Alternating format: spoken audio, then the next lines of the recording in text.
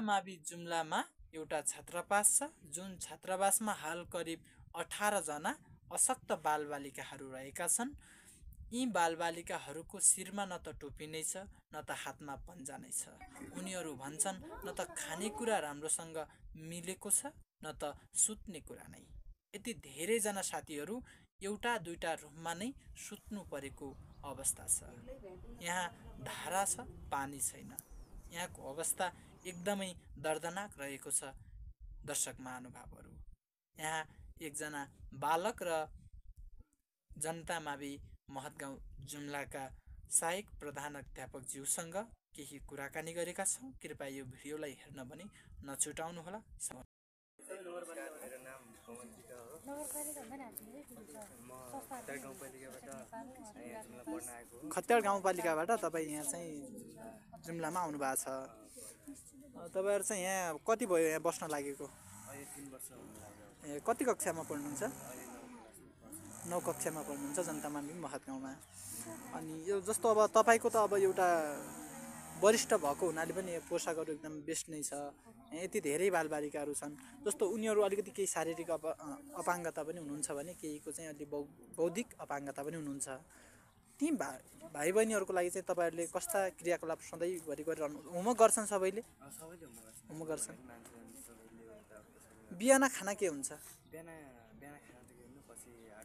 होइन, खानामा चाहिँ जस्तो हप्तामा एउटा हुन्छ कि महिनामा हुन्छ कि होइन? हप्तामा 2 हप्ताको एकचोटि मासु। बिहान के हुन्छ? भात दाल तरकारी हुन्छ। बिहान हाम्रो म्यामहरू आउँदै गर्दाखेरि त तरकारी थिएन गरे? कहिले कसो हुँदैन। यहाँदेखि विद्यालय जानु कति समय लाग्छ? 10 मिनट। 10 मिनट यसरी बैशाखी टेकेर जाने बालबालिकाहरू के 10 मिनट नै लगाउनुहुन्छ? सँगै जान्छन्। उनीहरूलाई त गाह्रो हुन्छ होला नि बोकेर लिने। ठिकै छ, यहीँनिर छ विद्यालय पनि।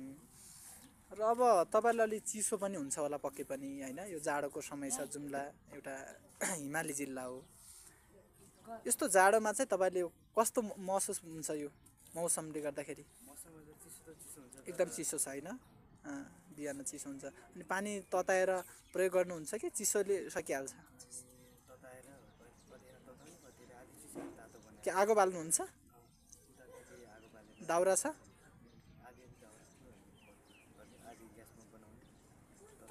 ठिक छ, हात ताली गर्दा हुन्छ। ए, भनेपछि अब आगो पनि बाल्नुहुन्छ। हप्ताको 2 हप्ताको एकचोटि होइन? 14 दिनको एकचोटि मासु दिनुहुन्छ होइन? अन्डा र मासु। अनि अरू बिहान अरू केही पनि हुँदैन? चिया हुँदैन? जस्तो यहाँ अलि बौद्धिक अपाङ्गता भएका बालबालिकाहरू पनि हुनुहुन्छ। उनीहरूको अलिकति त्यो जस धेरै कुराहरू ध्यानले नै परिवर्तन गर्छ कि मान्छेको व्यक्तिको त्यो मस्तिष्कमा। त्यसैले गर्दाखेरि उनीहरूलाई त्यो ध्यान योगा भन्ने केही थाहा छ हजुरलाई? थाहा छैन, गराइँदैन? ओके। व्यायाम गर्नुहुन्छ? गरिया छैन। उड्ने अनि होमवर्क छ भने होमवर्क गर्ने, खाना खाने, स्कुल जाने, दैनिक यसरी चलिरहेको छ। अनि सुत्दाखेरि कतिजनासँगै सुत्नुहुन्छ? 3 जना एउटा बेडमा, एउटा रुममा?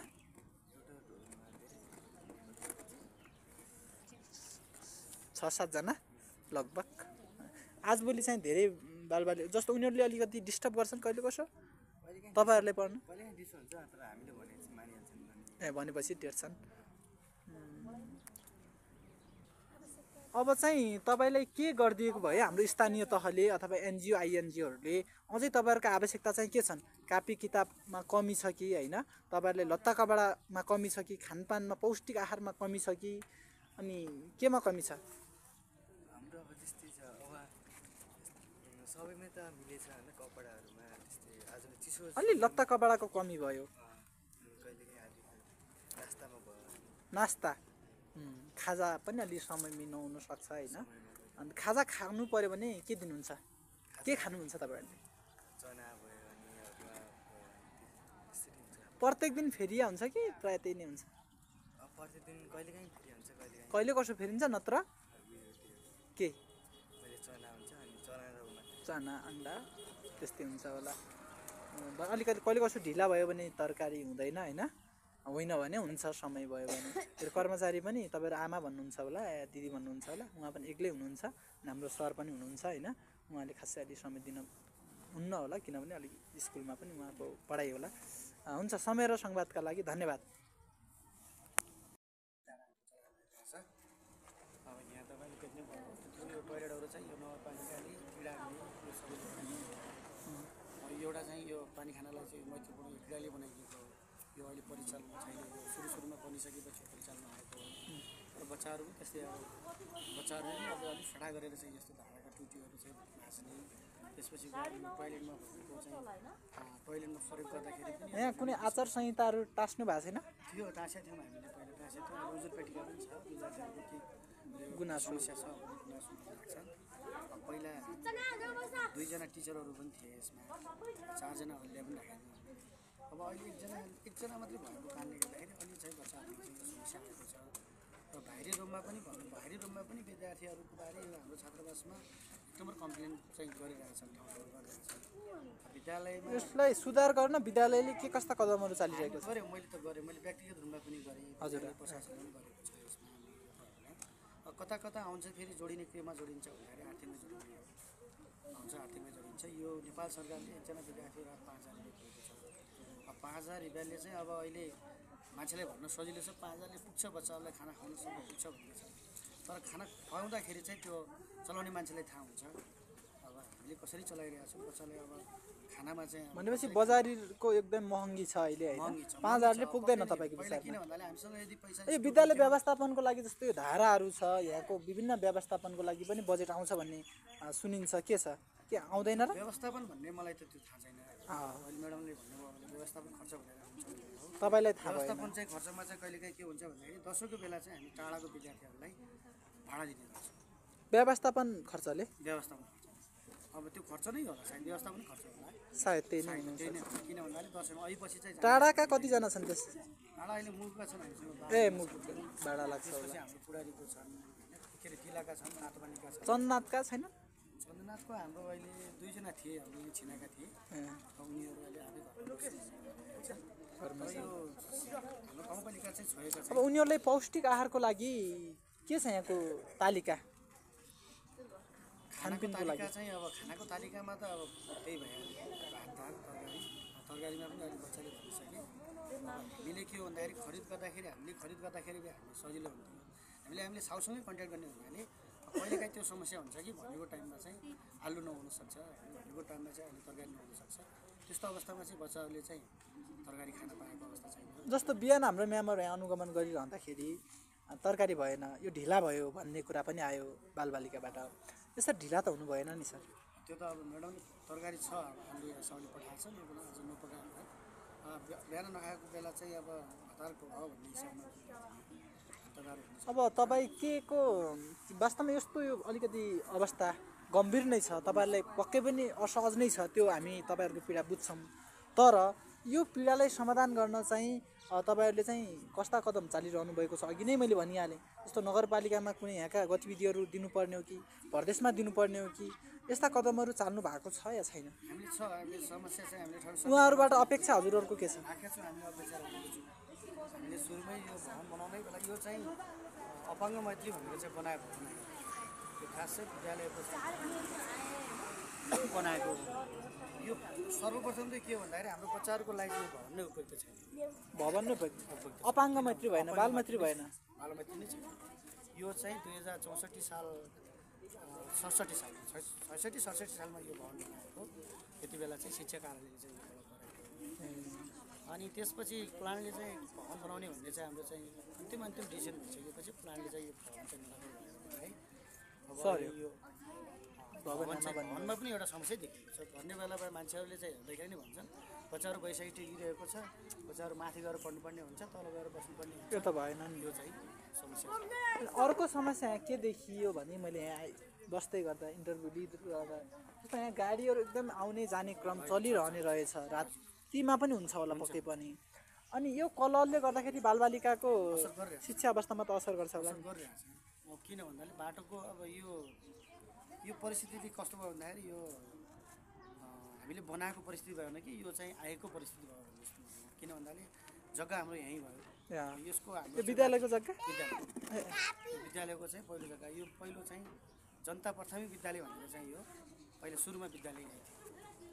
अहिले यो विद्यालय चाहिँ सरेर चाहिँ माथि यो जब यो रोड आइसकेपछि यो रोडमा आएको पैसा मुआवजाबाट चाहिँ त्यो पैसाले अनि बालबालिकाले हजुरको व्यायाम गर्न पाइरहेका छैनौँ, मेडिटेसन गर्न पाइरहेका छैनौँ र त्यो थाहा पनि छैन भन्ने कुरा गरेँ। अब यत्रो उमेरसम्म आइरहँदाखेरि यस्ता अलि यो शारीरिक सरसफाइका कुरा होला, इटिसीआरला कुरा, यो कुरामा अलिकति हामीले विशेष ध्यान दिनुपर्ने हो। अब यो त के भन्दाखेरि योमा चाहिँ सानो क्लासमा चाहिँ यहाँ छैनन् बच्चाहरू, यहाँ 12सम्म छन्, यहाँ 9 पढ्ने बच्चा पनि छन्, 10 पढ्ने बच्चा पनि छन्, 7 पढ्ने बच्चा पनि छन्। हजुर केही यिनीहरूको पढाइ त माथि समग्र रूपमा माथि नै अब विद्यालयमा पढ्छन्। अब उनीहरूलाई अब क्लास टिचरले जहाँसम्म लाग्छ त्यहाँ क्लास दिइरहेका हुन्। अब यहाँ के छ भन्दाखेरि एउटा चाहिँ अब त्यो विद्यार्थीहरूको समस्या सम्बन्धी एउटा हामीले टिचर व्यवस्था गरिदिनु पाएको भए, जस्तै स्वास्थ्य पढाउने टिचर होइन, त्यो स्वास्थ्य सम्बन्धी यो सिकाउने टिचर भएको भए झन् राम्रो हुन्थ्यो। यदि कसैले चाहिँ शिक्षकको डोनेसन गरिदिएको भए विद्यार्थीलाई सजिलो हुन्थ्यो। अनि त्यसपछि अनि अब यो अहिले हामीसँग भएको एकजना मात्रै हाम्रो अल्ल्या हुनुहुन्छ। नेपाल सरले एकजना अल्ल्या बराबर चाहिँ 12-13 हजारको उपलब्धि दिएको छ।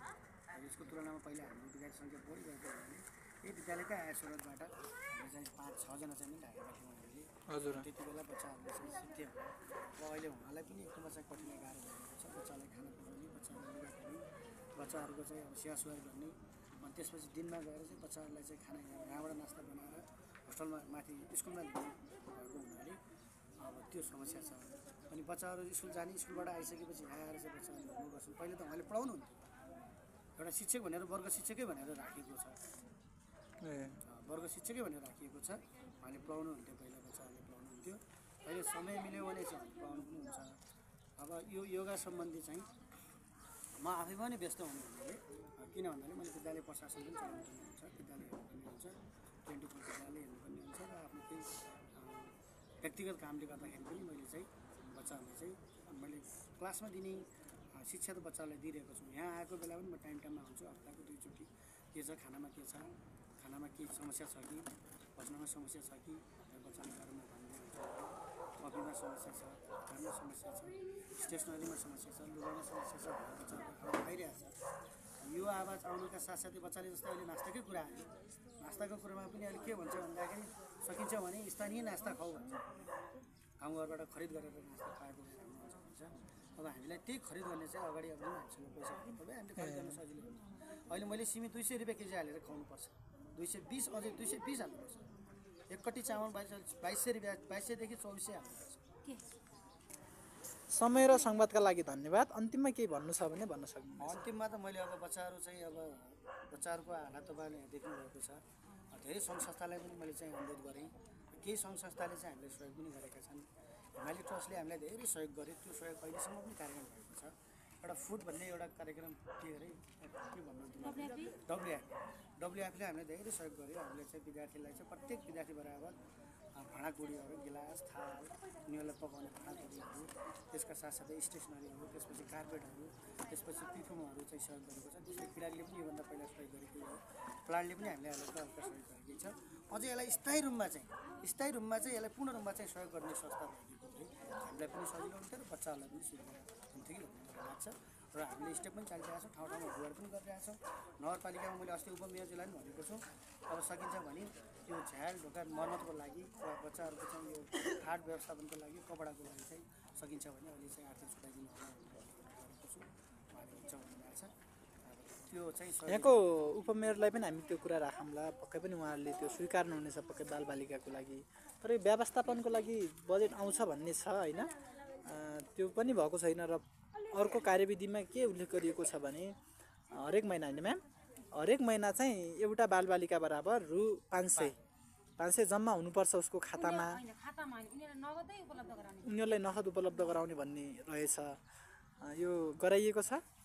अब नगद पनि उनीहरूलाई चाहिँ अब त्यो त दिएको छैन। त बच्चाहरूको चाहिँ हरेकको चाहिँ आवश्यकता अनुसार जस्तै कापी भएन, कलम भएन होइन। अनि त्यो त 5,000 भित्र हाला नि सर। त्यसपछि गएर अनि भाडा अनि त्यसपछि बच्चाहरूले घर जाँदाखेरि भाडा दिने। त्यो त भाडा अघि व्यवस्थापनमा आएको बजेट जान्छ होला भन्नुभयो। त्यो व्यवस्थापनभित्र चाहिँ भयो, त्यो व्यवस्थापन सँगसँगै छुट्टा आउने हो र 500 व्यवस्थापनको छुट्टै हुन्छ, त्यो 5,000 भित्रको 5,000 को भित्रको 500 उनीहरूले पाउनु पर्ने भयो। 5,000 यो त्यो चाहिँ मध्येको 500 प्रत्येक महिनामा आउने हो कस्तो? प्रत्येक महिनामा आउँछ। 5,000 का दरले प्रत्येक महिनामा यिनीहरूको आउँछ। तर अब यो पैसा फेरि एकमुष्ट आउने हो, फेरि 3 एक मुठा आउने हो, 3 महिनाको 4 महिनाको एकचोटि त्रैमासिक चौमासिक। हुन्छ, समय र संवादका लागि धन्यवाद।